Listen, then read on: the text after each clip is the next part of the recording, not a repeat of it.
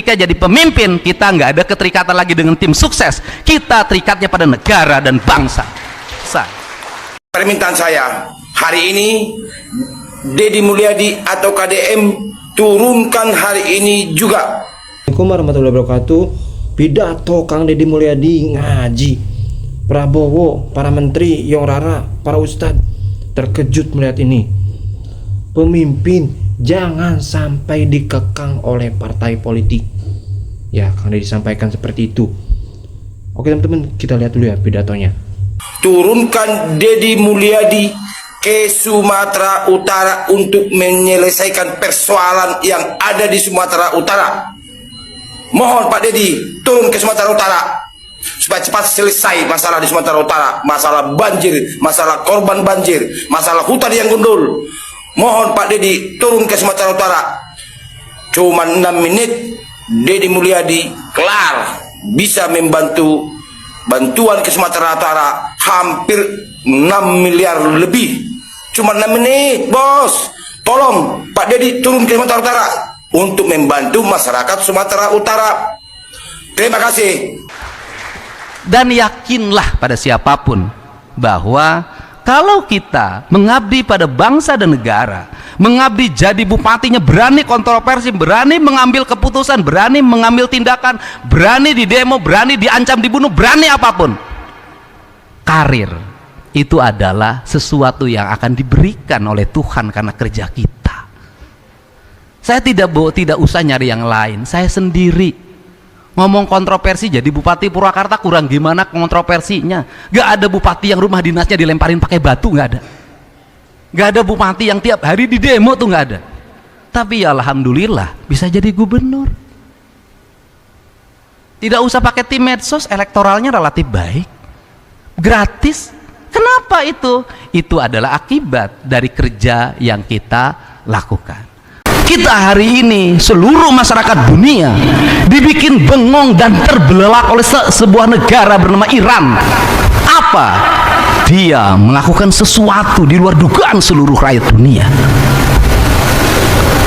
Kekuatan perang yang bernilai triliunan, pesawat tempur, kapal, misil, dan semuanya rontok oleh barang-barang yang hanya ratusan juta. Tapi bukan urusan ratusan jutanya, tapi urusan apa? Satu, ini penting bagi orang Jawa Barat. Mereka bangga terhadap peradaban Persia. Dan dia sudah merasa kami sudah menjadi bangsa besar sejak 5.000 tahun yang lalu. Kami bangsa beradab sehingga tidak boleh ada satupun manusia yang menginjak-injak peradaban kami. Pemimpinnya, imamnya lebih baik, lebih memilih hidup syahid di awal dibanding dia selamat tapi negaranya diinjak. Pertanyaannya adalah, di Indonesia adakah tokoh yang seperti ini? Itu pertama. Yang kedua, dia masuk dalam sistem imamah, dalam rangkaian kepercayaan dan keyakinan sebagai orang Syiah, penerus ajaran Sayyidina Ali, melahirkan sebuah sistem nilai. Pemimpinnya sederhana, pemimpin umatnya sederhana, rakyatnya masuk dalam sebuah sistem bukan imajinatif. Dipersiapkan pendidikan yang gratis untuk rakyatnya dari mulai TK sampai perguruan tinggi. Anak-anaknya sekolah fisika, kimia, matematika, biologi adalah pelajaran utama. Lahirlah embargo, membuat dia menjadi kreatif, membuat dia inovatif, membuat dia menjadi bangsa yang memiliki spirit yang kuat. Efisiensi dalam APBN-nya hanya 1.000 triliun, alokasi pertahanannya 132 triliun, penduduknya 92 juta, tapi mampu menjadi bangsa yang tegak. Apa maksud saya? Gak ada kemajuan Subang, tidak akan ada kemajuan Jawa Barat kalau apa? Cara berpikir kita semua normatif. Gubernur berpikirnya bagaimana terpilih lagi? Tidak akan bisa. ASN berpikirnya tukin tidak boleh berkurang. DPR berpikirnya pokir tidak boleh berkurang.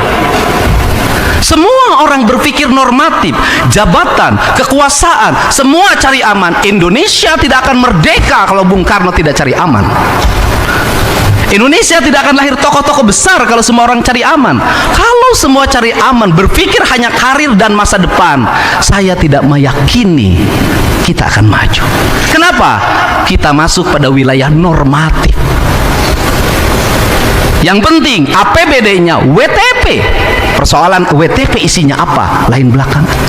Yang penting pertanggungjawabannya diterima, output dan outcome-nya. Yang penting pegawai negeri kelihatan oleh pimpinannya.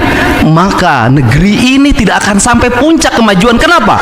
Tidak ada orang yang melakukan dialektika pengabdian sebagai abdi negara, sebagai bayangkari negara secara total pada negara kesatuan Republik Indonesia, pada provinsi Jawa Barat, tidak akan pernah tercapai. Kenapa? Kita hanya akan melakukan pekerjaan yang itu juga. Silahkan dicek perjalanan pemerintah 40 tahun ke belakang, provinsi 40 tahun ke belakang, regulasi pemerintahnya itu juga. Kenapa? Tidak ada pembangunan yang visioner, berumur panjang, membuat dialektika kebangsaan kemanusiaan dan menjadi satu sendi nilai yang melahirkan manusia unggul atau mau. Tidak ada. Dan kita akan terus tertinggal. Caranya bagaimana? Perubahan mental, perubahan filosofi, perubahan ideologi kebangsaan, ideologi kejawabaratan, itu menjadi satu kesatuan. Sehingga ketika saya sangat mencintai Siliwangi, ketika saya ada mencintai Pajajaran, mencintai Sunda sebagai dialektika ideologi yang saya miliki, dan seringkali orang mengkafirkan itu, sesungguhnya apa? Ini adalah jalan terang menuju sebuah kemajuan. Tidak bisa kita tanpa memiliki dialektika itu melahirkan sistem nilai yang mengikat masyarakatnya menjadi masyarakat kokoh dan hebat. Tidak bisa. Dalam keindonesiaan, terlepas dari apapun, saya melihat ada beberapa ras yang memiliki dialektika kuat masyarakatnya, dan dia tumbuh menjadi orang-orang hebat di Indonesia. Sunda sebagai basic awal harus mau melakukan itu. Nah, kalau seperti itu, maka dialektikanya secara rohania, satu, kita terikat pada Allah. Yang kedua, kita terikat pada Rasul. Yang ketiga, kita terikat pada sahabat dan para wali. Tetapi dari sisi genetika, kita terikat pada leluhur kita yang disebut dengan karuhun. Ajaran karuhun di kita menjadi mistisisme. Di Korea ajaran karuhun adalah konstitusi yang melahirkan negara yang berkonstitusi. Di Amerika ajaran karuhun menjadi konstitusi. Di Inggris menjadi konstitusi. Di Jepang sebagai seorang Shinto menjadi konstitusi. Sehingga Jepang sampai 400 tahun ke depan tetap Jepang, Amerika tetap Amerika, Iran tetap Iran, Korea Selatan tetap Korea Selatan. Pertanyaannya adalah Indonesia, Jawa Barat, Subang 400 tahun ke depan seperti apa? Apakah identitas kita akan sama bertahannya sebagai orang Jepang, seperti orang Jepang? Tidak. Kita mengalami perubahan ideologi yang dalam setiap waktu mengikuti tren. Tren itu sangat dipengaruhi oleh aspek digital dan dipengaruhi oleh aspek politik, sehingga berhentinya kekuasaan, berhentinya tren media sosial, berhentinya tren yang bersifat global, itu juga meruntuhkan sendi kebudayaan itu. Kita berubah pada tren baru lagi. Sehingga lagunya yang cocok bagi pembangunan kita adalah Jatuh Bangun. Ini harus dirubah mindsetnya. Karena ini harus dirubah mindsetnya, harus konstitusi. Tapi harus ada yang orang-orang bodoh banyak pekerjaan. Orang-orang dianggap bodoh, pekerjaannya banyak, dianggap bodoh padahal mereka pintar. Apa itu? Nyapu tiap hari, macul tiap hari, mulung sampah tiap hari, manjat pohon kelapa tiap hari, bersihin sawah tiap hari, ke sungai tiap hari, ke laut tiap hari. Orang-orang yang dianggap bodoh itu produktif. Bahkan orang-orang yang dianggap bodoh itulah kita bisa duduk makan di meja makan dengan nasi yang tersedia. Yang ngakelnya siapa? Maici. Dianggap bodoh, dianggap bodoh. Tidak pernah dikasih gelar akademik sebagai doktor ahli timel, tidak pernah. Kemudian kita makan dengan sambal dengan metodologi Samara Pawon. Nanti kalau Pak Ustadz Adi Hidayat itu sebuah nilai kalau dalam Quran itu, kami kemudian menjadi aku. Kaminya apa? Ayah uyah, ayah tarasi, ayah tomat, ayah bawang. Dihijikan eta teh kan masing-masing kan banyak kami. Dihijikan menjadi aku, naon lada geus aku. Nah, hasil karya siapa? Ceiroh. Rumah makan yang berjejer di mana-mana menjadi tempat berkunjung banyak orang, yang itu menjadi ikonik. Pemerintah Kota Bandung yang melahirkan 10% pajak hotel dan restoran itu oleh siapa? Oleh mereka itu yang bekerja dengan apa? Dengan pikiran akademik? Tidak. Mereka bekerja dengan apa? Dengan rasa dan dengan cinta serta keikhlasan. Bekerja dengan rasa, dengan cinta, dengan keikhlasan itu nyaris tidak pernah ribut karya cipta, hak cipta, tidak pernah. Saya sampai hari ini tidak pernah dengar ada rumah makan digugat oleh siapa? Oleh pemilik hak sambal beledag. Tidak pernah digugat oleh pemilik hak sambal apa? Sambal tarasi, sambal oncom. Tidak pernah. Dia melepaskan diri itu sebagai karya yang dimiliki oleh semua orang. Karena apa? Karena pengetahuan diciptakan bukan untuk memperkaya diri. Nanti Pak Adi Hidayat menjelaskan. Pengetahuan diciptakan dan tercipta untuk kemanusiaan, untuk keadilan, dan untuk kemakmuran. Ketika pengetahuan dikapitalisasi menjadi hak cipta, maka lahirlah kapitalisme. Maka ketika ada kapitalisme, maka lahirlah hegemoni. Ketika ada hegemoni, maka lahirlah perang. Seluruh perang itu tercipta karena hegemoni ekonomi. Problematikanya kita akan memulai dari mana? Saya selalu menyampaikan, kita ini jangan menjadi para pemuja pengetahuan. Kalau pengetahuan dipuja, berarti pengetahuan disembah. Kalau pengetahuan disembah, berarti pengetahuan disejajarkan dengan Tuhan. Yang diperlukan oleh kita adalah menjadikan pengetahuan itu di dalamnya ilah. Karena menjadikan pengetahuan di dalamnya ilah, maka ruh dari pengetahuan yang dalam teologi kita sebagai orang Sunda, sebagai orang Indonesia, seluruh pengetahuan itu berangkat dari kebenaran yang relatif menuju kebenaran yang mutlak. Kebenaran mutlak itu apa? Kebenaran mutlak itu adalah tujuan hidup kita. Maka seluruh perdebatan pengetahuan adalah kekayaan, dan seluruh kekayaan itu akan bergerak menuju kemutlakan manakala perdebatan itu didasarkan pada objektivitas, bukan partisipan. Dalam Sangyang Siksa Kandang yang diajarkan oleh leluhur Sunda itu mengatakan bahwa civil society itu akan tercipta dengan 3 komponen variabel. Yang pertama adalah rama, yang kedua adalah resi, yang ketiga adalah ratu. Saya tidak bicara rama, saya tidak akan bicara ratu, saya akan bicara resi. Resi itu disebutnya gurat air. Karena dia gurat air, maka dia memiliki watak air.